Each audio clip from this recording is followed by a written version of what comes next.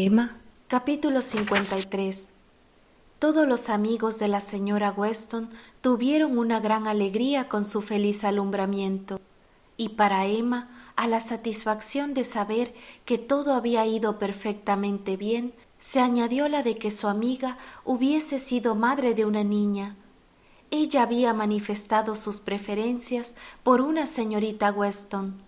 No quería reconocer que era con vistas a una futura boda con alguno de los hijos de Isabel, sino que decía que estaba convencida de que una niña iba a ser mucho mejor tanto para el padre como para la madre.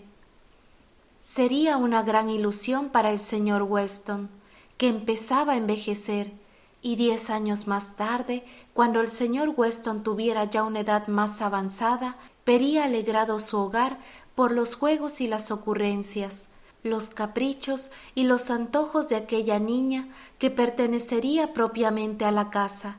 Y en cuanto a la señora Weston, nadie podía dudar de lo que iba a significar para ella una hija, y hubiese sido una lástima que una maestra tan buena como ella no hubiese podido volver a enseñar. «Ha tenido la suerte de haber podido practicar conmigo», decía Emma, «como la baronesa de Almane con la condesa de Hostalis, en Adelaida y Teodora, de Madame de Genlis, y ahora veremos cómo sabe educar mejor a su pequeña Adelaida».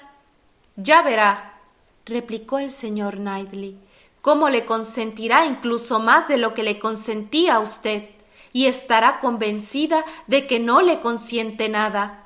Esta será la única diferencia». «¡Pobre criatura!», exclamó Emma. «Entonces, ¿qué va a ser de ella?».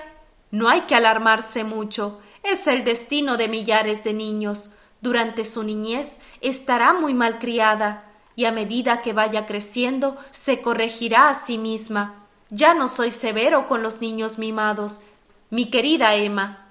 Yo que le debo a usted toda mi felicidad.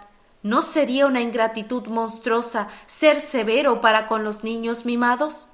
Emma se echó a reír y replicó: «Pero yo tenía la ayuda de todos sus esfuerzos para contrarrestar la excesiva benevolencia de los demás.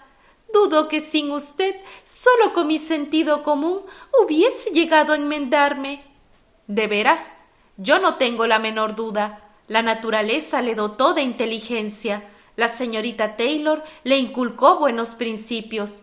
Tenía usted que terminar bien. Mi intervención tanto podía hacerle daño como beneficiarla. Era lo más natural del mundo que pensara: ¿qué derecho tiene a sermonearme? Y me temo que era también lo más natural que pensase que yo lo hacía de un modo desagradable. No creo haberle hecho ningún bien. El bien me lo hice a mí mismo al convertirla a usted en el objeto de mis pensamientos más afectuosos. No podía pensar en usted sin mimarla, con defectos y todo. Y a fuerza de encariñarme con tantos errores, creo que he estado enamorado de usted por lo menos desde que tenía 13 años. «Yo estoy segura de que me ha hecho mucho bien», dijo Emma. «Muchas veces me dejaba influir por usted, muchas más veces de lo que quería reconocer en aquellos momentos. Estoy completamente convencida de que me ha servido de mucho, y si a la pobre Anne Weston también van a mimarla, haría usted una gran obra de caridad haciendo por ella todo lo que ha hecho por mí, excepto enamorarse de ella cuando tenga 13 años. ¿Cuántas veces, cuando era usted una niña, me ha dicho con una de sus miradas arrogantes: «Señor Knightley, voy a hacer esto y aquello. Papá dice que me deja», o «La señorita Taylor me ha dado permiso», algo que usted sabía que yo no iba a aprobar? En estos casos, al intervenir, yo le daba 2 malos impulsos en vez de 1. «¡Qué niña más encantadora debía de ser! No me extraña que usted recuerde mis palabras de un modo tan cariñoso». «Señor Knightley».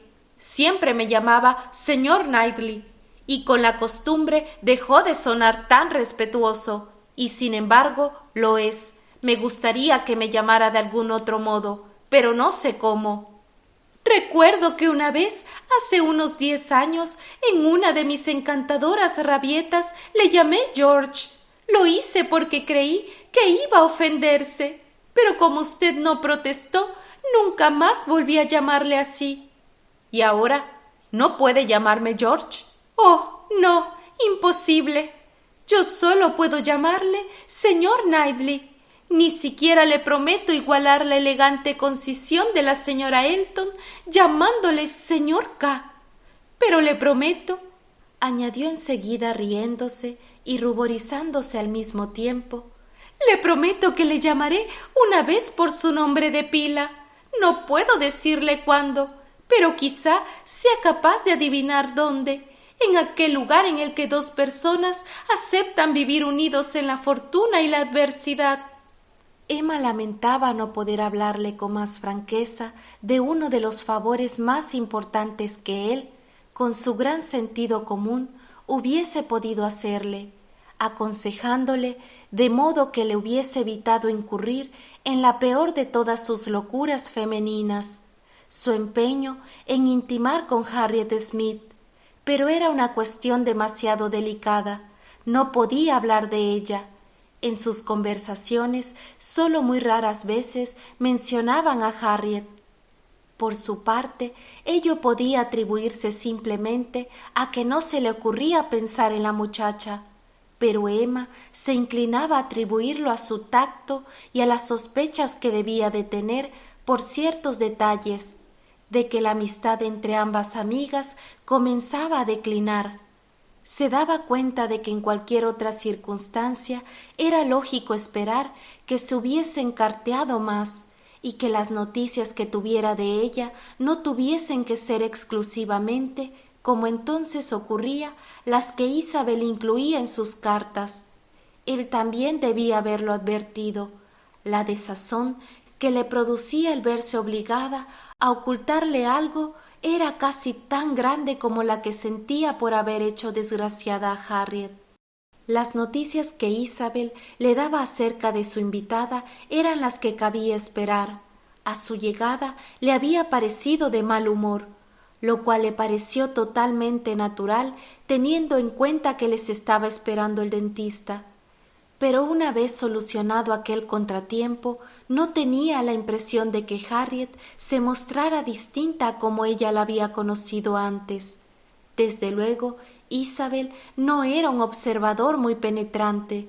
Sin embargo, si Harriet no se hubiera prestado a jugar con los niños, su hermana no hubiese podido dejar de darse cuenta. Emma disfrutaba más de sus consuelos y de sus esperanzas, sabiendo que la estancia de Harriet en Londres iba a ser larga. Las 2 semanas probablemente iban a convertirse por lo menos en un mes. El señor y la señora John Knightley volverían a Highbury en agosto, y la habían invitado a quedarse con ellos hasta entonces para regresar todos juntos. John ni siquiera menciona a su amiga, dijo el señor Knightley. Aquí traigo su contestación por si quiere leerla. Era la respuesta a la carta en que le anunciaba su propósito de casarse. Emma la aceptó rápidamente, llena de curiosidad por saber lo que diría de aquello, y sin preocuparse lo más mínimo por la noticia de que no mencionaba a su amiga. John comparte mi felicidad como un verdadero hermano, siguió diciendo el señor Knightley, pero no es de los que gastan cumplidos, y aunque sé perfectamente que siente por usted un cariño auténticamente fraternal, es tan poco amigo de los halagos que cualquier otra joven podría pensar que es más bien frío en sus elogios. Pero yo no tengo ningún miedo de que lea lo que escribe. Escribe como un hombre muy juicioso, replicó Emma una vez hubo leído la carta. Me inclino ante su sinceridad. Se ve claramente que opina que de los dos en esta boda el más afortunado voy a ser yo. Creo que no deja de tener ciertas esperanzas de que con el tiempo llegue a ser tan digna de mi futuro marido como usted me considera ya. Si hubiese dicho algo, que diera a entender otra cosa, no le hubiese creído. Mi querida Emma, él no ha querido decir esto, solo ha querido decir que su hermano y yo diferiríamos muy poco en nuestra opinión acerca del valor de nosotros dos. Le interrumpió ella con una especie de sonrisa pensativa. Quizá mucho menos de lo que él cree, si pudiéramos discutir la cuestión sin cumplidos y con toda franqueza. Emma, mi querida Emma. Oh, exclamó ella, mostrándose más alegre. Si se imagina usted que su hermano es injusto para conmigo, espere a que mi querido padre conozca nuestro secreto y dé su opinión. Puede estar seguro de que él aún será mucho más injusto con usted. Le parecerá que todas las ventajas estarán de su lado y que yo tengo todas las cualidades. Espero que para él no me convertiré inmediatamente en su... Pobre Emma. Su compasión por los méritos ignorados suele reducirse a eso. No sé, dijo él, solo deseo que su padre se convenza, aunque solo sea la mitad de fácilmente de lo que John se convencerá, de que tenemos todos los derechos que la igualdad de méritos puede proporcionar para ser felices juntos. Hay una cosa en la carta de John que me resulta divertida. ¿No la ha notado? Aquí, donde dice que mi noticia no le ha cogido del todo por sorpresa, que casi estaba esperando que le anunciase algo por el estilo. Pero si no interpreto mal a su hermano, solo se refiere a que tuviera usted proyectos de casarse. No pensaba ni remotamente en mí. Parece que esto le haya pillado totalmente desprevenido. Sí, pero me resulta divertido que haya sabido ver tan claro en mis sentimientos. No sé qué es lo que pueda haberle hecho suponer eso. No atino qué puede haber visto de distinto en mi modo de ser o en mi conversación como para hacerle pensar que estaba más predispuesto a casarme que en cualquier otra época de mi vida. Pero supongo que algo debió de ver. Me atrevería a decir que ha notado la diferencia estos días que he pasado en su casa. Supongo que no jugué con los niños tanto como de costumbre. Recuerdo una tarde en que los pobres chiquillos dijeron: «Ahora el tío siempre parece que está cansado». Había llegado el momento en que la noticia debía comunicarse y ver cómo reaccionaban otras varias personas.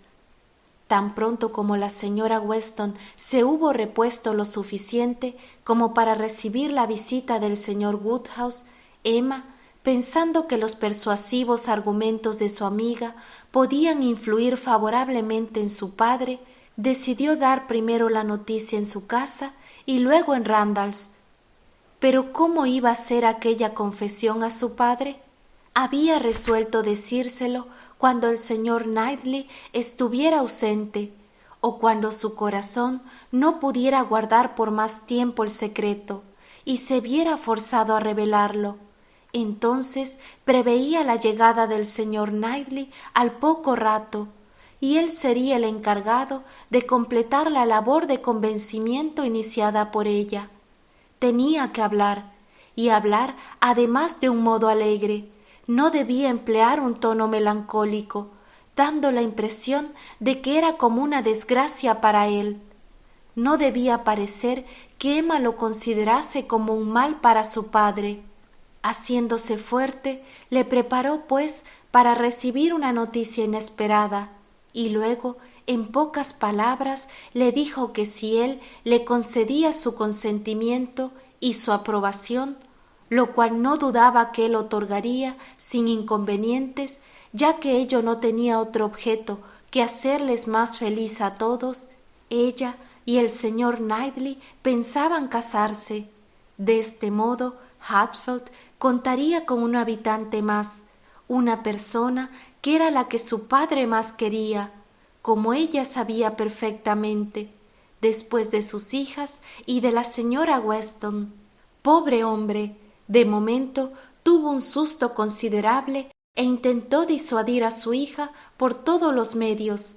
Le recordó una y otra vez que siempre había dicho que no pensaba casarse, y le aseguró que para ella sería muchísimo mejor quedarse soltera, y le habló de la pobre Isabel y de la pobre señorita Taylor, pero todo fue en vano. Emma le abrazaba cariñosamente, le sonreía y le repetía que tenía que ser así, y que no podía considerar su caso como el de Isabel y el de la señora Weston, cuyas bodas, al obligarlas a abandonar Hatfield, habían significado un cambio de vida tan triste. Ella no se iría de Hatfield, se quedaría siempre allí. Si se introducía algún cambio en la casa, era solamente con miras a su bienestar, y estaba completamente segura de que él sería mucho más feliz teniendo siempre al lado al señor Knightley, una vez se hubiese acostumbrado a la idea. ¿No apreciaba mucho al señor Knightley? No podía negar que sí le apreciaba, estaba seguro de ello. ¿Con quién quería siempre consultar las cuestiones de negocios sino con el señor Knightley? ¿Quién le prestaba tantos servicios? ¿Quién estaba siempre dispuesto a escribirle sus cartas? ¿Quién le ayudaba de tan buen grado en todas las cosas? ¿Quién era más amable, más atento, más fiel que él? ¿No le gustaría tenerle siempre en casa? Sí, esta era la pura verdad. Nunca se cansaba de recibir las visitas del señor Knightley. Le gustaría verle cada día, pero hasta entonces había estado viéndole casi cada día. ¿Por qué no podía ser todo igual que hasta ahora? El señor Woodhouse no se dejó convencer enseguida, pero lo peor ya había pasado, la idea ya estaba lanzada, el tiempo y el insistir continuamente debían hacer lo demás. A los persuasivos argumentos de Emma sucedieron los del señor Knightley, cuyos grandes elogios de ella contribuyeron a dar una perspectiva más favorable a la proposición, y el señor Woodhouse pronto se acostumbró a que uno y otro le hablaran continuamente del asunto en todas las ocasiones propicias. Ambos contaron con todo el apoyo que Isabel podía prestarles mediante cartas en las que expresaba su más decidida aprobación. Y en la primera ocasión que tuvo la señora Weston para hablarle del asunto, no dejó de presentar el proyecto en los términos más favorables, en primer lugar como una cosa ya decidida, y en segundo como algo beneficioso, ya que era muy consciente de que ambos argumentos tenían casi el mismo valor para el señor Woodhouse. Llegó a convencerse de que no podía ser de otro modo, y todo el mundo, por quien solía dejarse aconsejar, le aseguraba que aquella boda sólo contribuiría a hacerle más feliz. En su fuero interno casi llegó a admitir aquella posibilidad y empezó a pensar que un día u otro, quizá dentro de un año o de 2, no sería una gran desgracia el que se celebrara aquel matrimonio. La señora Weston decía lo que pensaba, no tenía que fingir al declararse en favor del proyecto de boda. Al principio había tenido una gran sorpresa. Pocas veces la había tenido mayor que cuando Emma le reveló el secreto, pero era algo en lo que sólo veía un aumento de felicidad para todos, y no tuvo ningún reparo en convertirse en acérrima defensora del proyecto. Sentía tanto afecto por el señor Knightley que le creía merecedor incluso de casarse con su querida Emma, y en todos los aspectos era una unión tan adecuada, tan conveniente, tan inmejorable, y en un aspecto en concreto, quizás el más importante, tan particularmente deseable, una elección tan afortunada, que parecía como si Emma no hubiese debido sentirse atraída por ningún otro hombre, y que hubiese sido la más necia de las mujeres si no hubiera pensado en él y no hubiera deseado casarse con él desde hacía ya mucho tiempo. Qué pocos hombres cuya posición les hubiera permitido pensar en Emma hubiesen renunciado a su propia casa por Hatfield. ¿Y quién como el señor Knightley podía conocer y soportar al señor Woodhouse hasta el punto de conseguir que una decisión como aquella fuese algo hacedero? Los Weston siempre habían tenido que plantearse el problema de lo que debía hacerse con el pobre señor Woodhouse, cuando forjaban planes acerca de un posible matrimonio entre Frank y Emma. Cómo conciliar los intereses de Scone y de Hatfield había sido siempre uno de los inconvenientes más graves con que habían tropezado.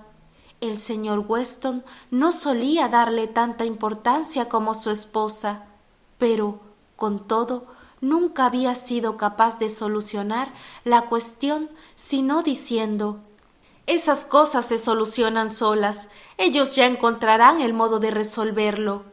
Pero en aquel caso no era necesario aplazar ningún conflicto ni hacer vagas suposiciones sobre el futuro. Todo resultaba satisfactorio, claro, perfecto. Nadie hacía un sacrificio digno de ese nombre. Era una boda que ofrecía las máximas perspectivas de felicidad y en la que no existía ninguna dificultad efectiva, razonable para que nadie se opusiese a ella, o para que fuera preciso aplazarla. La señora Weston, teniendo a su hija en el regazo y pudiendo hacerse todas estas reflexiones, era una de las mujeres más felices del mundo, y si algo existía que pudiese aumentar aún más su dicha, era el advertir que el primer juego de gorritos no tardaría mucho en venirle pequeño a la niña. Cuando se difundió la noticia, constituyó una sorpresa para todos, y durante 5 minutos el señor Weston fue uno de los más sorprendidos. Pero 5 minutos bastaron para que su viveza mental le familiarizara con la idea.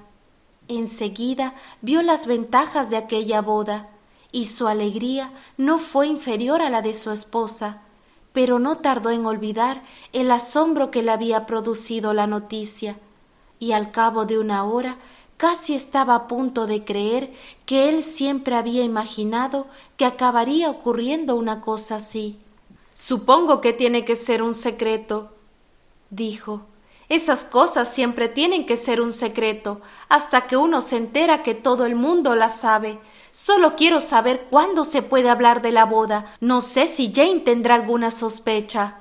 Al día siguiente por la mañana fue a Highbury y disipó sus dudas acerca de este punto. Le comunicó las nuevas. ¿No era Jane como una hija suya, una hija ya mayor? Tenía que decírselo, y como la señorita Bates estaba presente, como es lógico, no tardó en enterarse la señora Cole, la señora Perry e inmediatamente después la señora Elton. Era el tiempo que habían previsto los protagonistas del hecho, por la hora en que se enteraron en Randalls. Habían calculado lo que tardaría en saberlo todo Highbury, y con gran intuición habían supuesto que aquella noche sólo se hablaría de ellos en todas las familias de los alrededores. En general, todo el mundo aprobó calurosamente el proyecto de boda. Unos pensaron que el afortunado era él, otros que la afortunada era ella. Unos aconsejarían que se trasladasen todos a Donwell y que dejaran Hatfield para John Knightley y su familia, y otros auguraban disputas entre los criados de ambas casas, pero en conjunto nadie puso objeciones muy graves, excepto en una habitación de la vicaría. Allí la sorpresa no fue suavizada por ninguna alegría. El señor Elton, en comparación con su esposa, apenas se interesó por la noticia. Se limitó a decir que aquella orgullosa podía estar ya satisfecha y a suponer que siempre había querido pescar a Knightley. Y sólo el que se instalaran en Hatfield se atrevió a exclamar: «¡De buena me he librado!». Pero la señora Elton se lo tomó con mucha menos serenidad. «¡Pobre Knightley! ¡Pobre hombre! ¡Qué mal negocio hace!». Estaba muy apenada porque, aunque fuese muy excéntrico, tenía muchas cualidades muy buenas. ¿Cómo era posible que se hubiese dejado pescar? Tenía la seguridad de que él no estaba enamorado. No, ni muchísimo menos. Pobre Knightley. Aquello sería el fin de la grata relación que había tenido con él. Estaba tan contento de ir a cenar a su casa siempre que le invitaban. Todo esto se habría terminado. Pobre hombre, no volverían a hacerse visitas a Donwell organizadas por ella. Oh, no. Ahora habría una señora Knightley que les aguaría todas las fiestas. ¡Qué lamentable! Pero no se arrepentía en absoluto de haber criticado al ama de llaves de Knightley unos días atrás. ¡Qué disparate vivir todos juntos! No podía salir bien. Conocía una familia que vivía cerca de Maple Grove que lo había intentado y habían tenido que separarse al cabo de unos pocos meses.